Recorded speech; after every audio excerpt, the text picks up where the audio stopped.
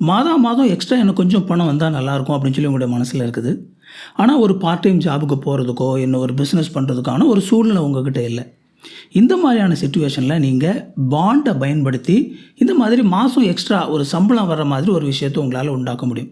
உங்களால் பல்காக ஒரு அமௌண்ட் இன்வெஸ்ட் பண்ண முடியும் அப்படின்னா ஈஸியாக பாண்டை ஒரு செகண்டரி இன்கமாக வர்ற மாதிரி உங்களால் பயன்படுத்த முடியும். அதை எப்படி பயன்படுத்துறது அப்படிங்கிறதான் இந்த வீடியோவில் நம்ம பார்க்க போகிறோம். இந்த வீடியோ உங்களுக்கு ரொம்ப பயனுள்ளதாக இருக்கும் அப்படின்னு சொல்லி நம்புகிறேன். ஐத்தமிழ் அகாடமிக்கு உங்களை வரவேற்கிறேன். இது வரைக்கும் சேனலை சப்ஸ்கிரைப் பண்ணல அப்படின்னா சேனலை சப்ஸ்கிரைப் பண்ணிக்கோங்க. வாங்க வீடியோக்குள்ளே போகலாம்.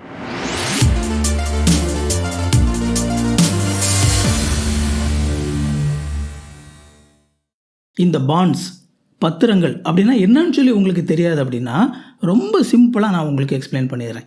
இந்த பாண்ட்ஸ் அப்படிங்கிறது நீங்கள் வட்டிக்கு கடன் கொடுக்குறதுங்க, அவ்வளவுதான். இப்போ உதாரணத்துக்கு உங்களுக்கு தெரிந்த ஒரு நபர் உங்ககிட்ட ஒரு குறிப்பிட்ட அமௌண்ட் கடன் கேட்குறாரு. உதாரணத்துக்கு ஒரு 1,00,000 ரூபாய் எனக்கு கடன் தேவைப்படுதுங்க, ஒரு அவசர தேவை இருக்குது அப்படின்னு சொல்லி சொல்கிறாரு. நீங்களும் அவருக்கு ஓகே, எனக்கு மாதம் நீங்கள் இவ்வளவு வட்டி கொடுப்பீங்க அப்படின்னா நான் உங்களுக்கு இந்த பணத்தை நான் கடனாக தரேன் அப்படின்னு சொல்லி ஒத்துக்கிறீங்க. இப்போ என்ன நடக்கும் அப்படின்னா நீங்கள் அந்த 1,00,000 ரூபாயை அந்த நபருக்கு கடனாக கொடுப்பீங்க. அந்த நபர் அவர் ஒத்துக்கிட்ட அந்த மாதம் வட்டி இருக்கு இல்லையா, அதை அவர் உங்களுக்கு கொடுக்கணும். அதுக்கப்புறமா ஒரு குறிப்பிட்ட காலகட்டத்தில் உங்ககிட்ட வாங்கின அந்த பணத்தையும் அவர் உங்களுக்கு திரும்ப கொடுக்கணும். ஸோ இந்த மாதிரி தான் நம்ம இந்த வட்டிக்கு கொடுக்குற விஷயம் நடக்குது இல்லையா. இந்த பாண்ட் அப்படிங்கிறதும் எக்ஸாக்டாக இதே தான். என்ன அப்படின்னா நீங்கள் இந்த பாண்ட் அப்படிங்கிறது மூலமாக ஒரு நிறுவனத்துக்கு கடன் கொடுக்குறீங்க, அவ்வளவுதான். இந்த பாண்ட் அப்படிங்கிறது அதை வெளியிடக்கூடிய நபர்கள் மக்களிடத்திலிருந்து பணத்தை கடனாக பெற்றுக்கொள்வதற்காக அரசாங்கத்தால் அனுமதிக்கப்பட்டிருக்கிற முறை அந்த பணத்திற்கு அவங்க மாதம் வட்டி கொடுக்கணும். இந்த பாண்ட் அப்படிங்கிறது அரசாங்கத்தால் வெளியிடப்படலாம் அல்லது தனியார் நிறுவனங்களால் வெளியிடப்படலாம். யார் வெளியிட்டாலும் பேசிக் கான்செப்ட் இது தான். அவங்க மக்களிடத்திலிருந்து கடனாக பணத்தை வாங்கிக்கிறாங்க. அவங்க ஒரு குறிப்பிட்ட பெர்சன்டேஜ் வட்டி நாங்கள் உங்களுக்கு கொடுக்கறதா சொல்கிறாங்க.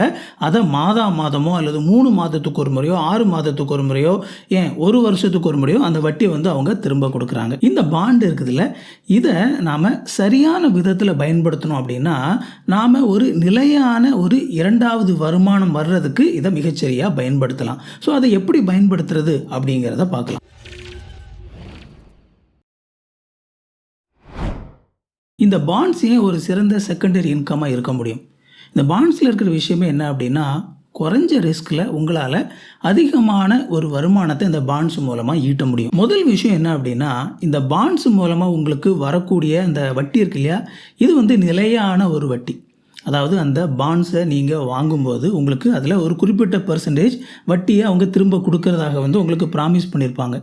இந்த பெர்சன்டேஜ் அப்படிங்கிறது எப்போவுமே மாறாது. அப்படிங்கிறனால உங்களால் மாதம் உங்களுக்கு ஒரு குறிப்பிட்ட அளவு இவ்வளவு பணம் வேணும், எனக்கு இவ்வளோ பணம் வேணும் அப்படின்னா நான் எவ்வளோ பணம் இந்த பாண்டில் போடணும் அப்படின்னு சொல்லி நீங்கள் டிசைட் பண்ணி ஸோ மாதம் நீங்கள் பிளான் பண்ணுற அந்த அமௌண்ட்டை உங்களால் வட்டியாக வாங்க முடியும். இது எந்த விதத்தில் சிறப்பானது அப்படின்னா நீங்கள் பொதுவாக ஸ்டாக் மார்க்கெட்டில் மற்ற இன்வெஸ்ட்மெண்ட் பக்கம் நீங்கள் போகும்போது அதில் உள்ள ரிட்டர்ன் எல்லாமே ஃப்ளக்சுவேட் ஆகும். அதாவது அது கூடும் குறையும். ஒவ்வொரு மாதமும் எவ்வளோ ரிட்டர்ன் வருது அப்படிங்கிறது தெரியாது. அதுக்கப்புறமா மாதம் அதில் வர்ற ரிட்டர்னை நீங்கள் டைரெக்டாக உங்களுடைய பேங்க் அக்கௌண்ட்டுக்கு எடுக்க முடியாது. இந்த மாதிரி பல விஷயங்கள் இருக்குது. ஆனால் இந்த பாண்டில் ஒரு குறிப்பிட்ட பெர்சன்டேஜ் வட்டியை அவங்க மாதம் உங்களுக்கு கரெக்டாக கொடுத்துட்றனால உங்களால் கரெக்டாக இவ்வளோ அமௌண்ட் வரும் அப்படின்னு சொல்லி ப்ரிடிக்ட் பண்ணி நீங்கள் பிளான் பண்ணலாம். அப்படிங்கிறனால இது ஒரு சிறந்த ஒரு செகண்டரி இன்கமாக உங்களுக்கு இருக்கும். அது மட்டும் இல்லாமல் இந்த பாண்டில் நீங்கள் போடுற பணம் அந்த மொத்த பணம் அப்படிங்கிறது பாதுகாப்பாக இருக்கும். பொதுவாக நம்ம பேங்க்கில் எதுக்காக காசு போடுறோம்? நம்ம பணம் பாதுகாப்பாக இருக்கணும் அப்படிங்கிறதுக்காக. அதே மாதிரி தான் இந்த மாதிரி பாண்டில் நீங்கள் இன்வெஸ்ட் பண்ணும்போது இந்த பணம் பாதுகாப்பாக அவங்கக்கிட்ட இருக்கும். அந்த காலகட்டம் பாண்டுக்கான அந்த காலகட்டம் முடியும் போது நீங்கள் கொடுத்துருக்கிற அந்த கேபிட்டல் இன்வெஸ்ட்மெண்ட், அதாவது நீங்கள் முழுசாக ஒரு பணம் போட்டிருப்பீங்க இல்லையா, அந்த பணம் அதில் கொஞ்சம் கூட எந்த ஒரு ரிடக்ஷனும் இல்லாமல் முழுசாக உங்கள்கிட்ட அப்படியே திரும்ப கொடுக்கப்படும். அப்படிங்கிறனால உங்களுடைய பணத்தை நீங்கள் பாதுகாப்பான ஒரு இடத்துல வச்சுருக்கிறீங்க. அது மட்டும் இல்லாமல் அப்படி நீங்கள் உங்களுடைய பணத்தை பாதுகாப்பாக வைக்கிறதுக்கு உங்களுக்கு வருமானமும் வருது. அப்படிங்கும்போது இது ஒரு சிறந்த ஒரு விஷயம் தானே. இது வரைக்கும் இந்த வீடியோவை பார்த்துட்டிங்க அப்படின்னா இந்த வீடியோ உங்களுக்கு ரொம்ப பயனுள்ளதாக இருக்குதுன்னு சொல்லி அர்த்தம். அப்படின்னா என்னுடைய சேனல் நான் போட போகிற மற்ற வீடியோஸும் கண்டிப்பாக உங்களுக்கு பயனுள்ளதாகத்தான் இருக்கும். இந்த வீடியோவை லைக் பண்ணிக்கோங்க, ஹைப் பண்ணி விடுங்க. இது வரைக்கும் சேனலை சப்ஸ்கிரைப் பண்ணல அப்படின்னா சேனலை சப்ஸ்கிரைப் பண்ணிக்கோங்க. நம்ம கண்டினியூ பண்ணலாம். இந்த மாதிரி உங்களுடைய பணம் பேங்க்கில் இருக்கிற மாதிரியே பாண்ட்லேயும் பாதுகாப்பாக இருந்தாலும் உங்களுக்கு பேங்கை விட அதிகமான வட்டி விகிதம் கிடைக்கும். பேங்க்கில் வந்து பொதுவாக எஃப்டி அப்படின்னு சொல்லி எடுத்துக்கிட்டோம் அப்படின்னா உங்களுக்கு அதிகபட்சம் 7.5-8% ஒரு வருடத்துக்கு வந்து வட்டி கொடுப்பாங்க. அதுவே உங்களுக்கு பாண்டில் பார்த்தீங்க அப்படின்னா பெரும்பாலும் இந்த கார்ப்பரேட் பாண்டில் நல்ல ஒரு பாண்டில் நீங்கள் இன்வெஸ்ட் பண்ணிங்க அப்படின்னா 11-12% வரைக்கும் வந்து யூஸ்வலாக இந்த பாண்ட்லலாம் உங்களுக்கு அவங்க வட்டி ப்ராமிஸ் பண்ணுவாங்க. இது வந்து ஒரு மியூச்சுவல் ஃபண்டில் இன்வெஸ்ட் பண்ணுற மாதிரி ஒரு எஸ்ஐபியில் இன்வெஸ்ட் பண்ணும்போது ஒரு சில நேரத்தில் 20%, 25%லாம் மார்க்கெட் நல்லா இருந்துச்சுன்னா பல பேருக்கு லாபம் கிடைக்கும். ஸோ அந்த மாதிரி வந்து ஒரு மியூச்சுவல் ஃபண்ட் அளவுக்கு ஒரு எஸ்ஐபி அளவுக்கான அதிகமான ஒரு பெர்சன்டேஜாக இல்லைனா கூட நமக்கு வந்து நம்முடைய பணமும் பாதுகாப்பாக இருக்குது. அதே நேரத்தில் நமக்கு பேங்க்கில் கிடைக்கிறத விட அதிகமான ஒரு வட்டி இங்கே கிடைக்குது அப்படிங்கிற நிலையில் பல பேருக்கு வந்து இந்த பாண்ட் அப்படிங்கிறது நல்ல ஒரு இன்வெஸ்ட்மெண்ட்டாக இருக்கக்கூடும்.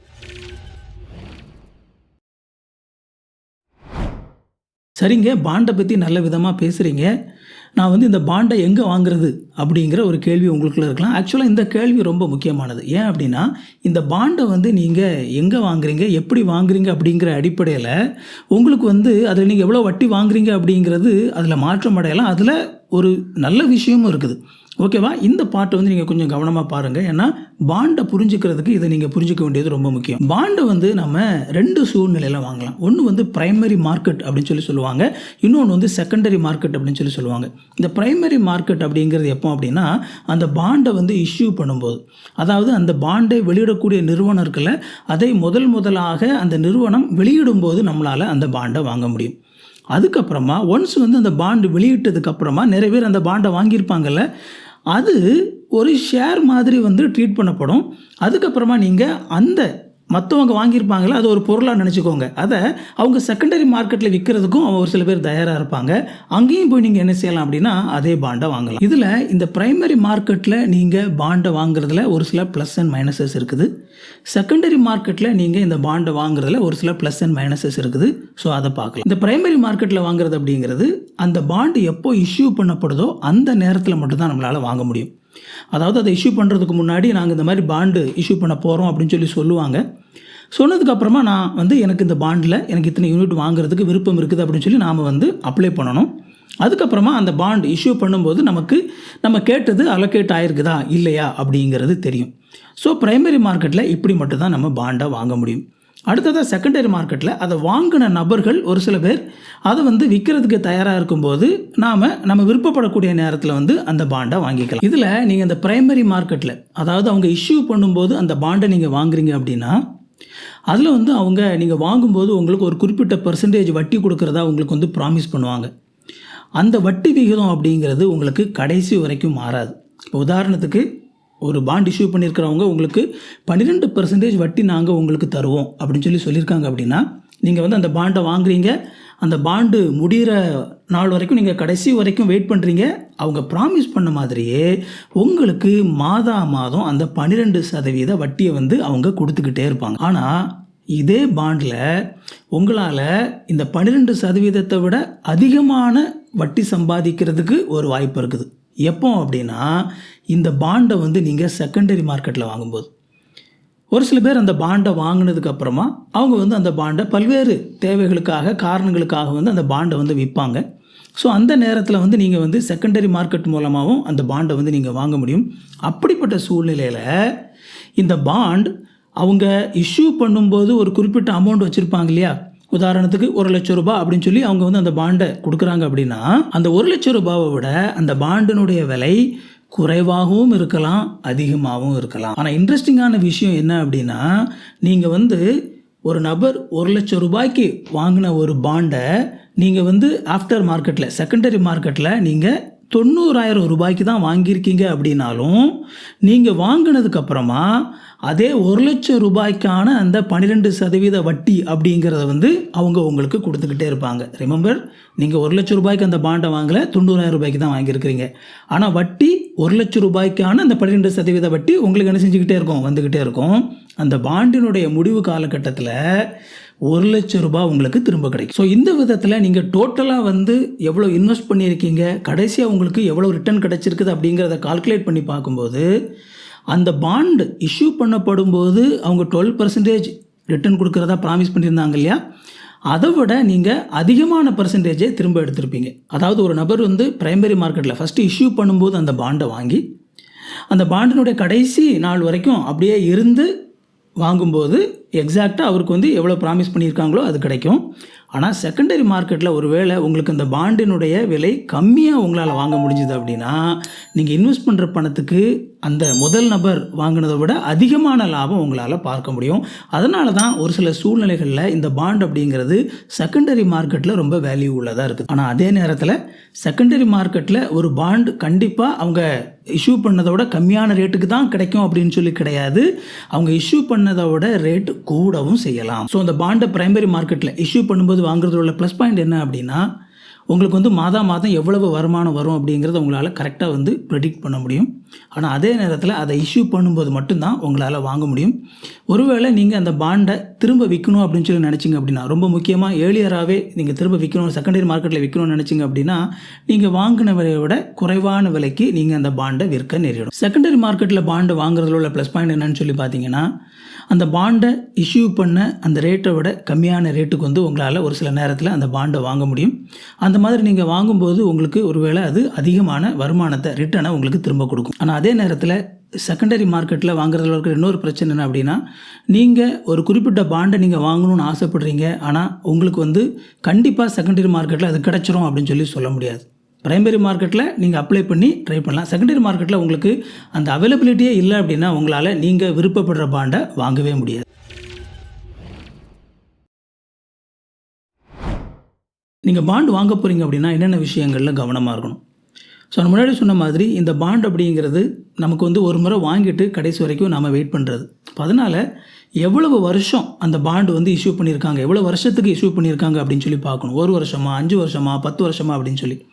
ஏன்னா அவ்வளோ நாள் வந்து உங்களுடைய பணம் வந்து அவங்கக்கிட்ட லாக் ஆகி போய் இருக்கும். அதனால் அதுக்கு வந்து நீங்கள் ஓகேவா அப்படிங்கிறத முதலாவது யோசிக்கணும். அடுத்ததாக செகண்டரி மார்க்கெட்டில் உங்களால் இந்த பாண்டை விற்க முடியும் அப்படின்னாலும் இந்த மாதிரி லிக்விடிட்டி, அதாவது நினச்ச நேரத்தில் விற்கணும் அப்படிங்கிறதுல பாண்டில் வந்து ஒரு சிக்கல் இருக்கலாம்.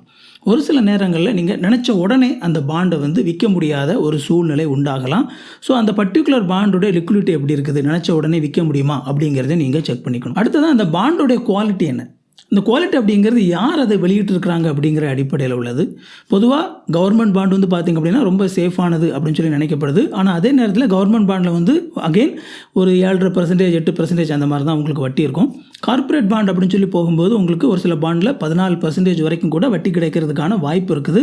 ஆனால் அதே நேரத்தில் அந்த கம்பெனி எப்படிப்பட்டது அப்படிங்கிறத நீங்கள் செக் பண்ணி பார்க்கணும். அந்த கம்பெனி பாண்டை வெளியிட்டிருக்கக்கூடியவங்க குவாலிட்டி ஆனவங்களா இல்லையா அப்படிங்கிறத சரியான விதத்தில் செக் பண்ணிவிட்டு நீங்கள் வந்து அதில் இன்வெஸ்ட் பண்ணணும். அடுத்ததாக நீங்கள் இன்வெஸ்ட் பண்ணதுக்கு அப்புறமா ஒருவேளை மார்க்கெட்டில் வந்து வட்டி விகிதம் கூடுறதுக்கான வாய்ப்பு இருக்குது.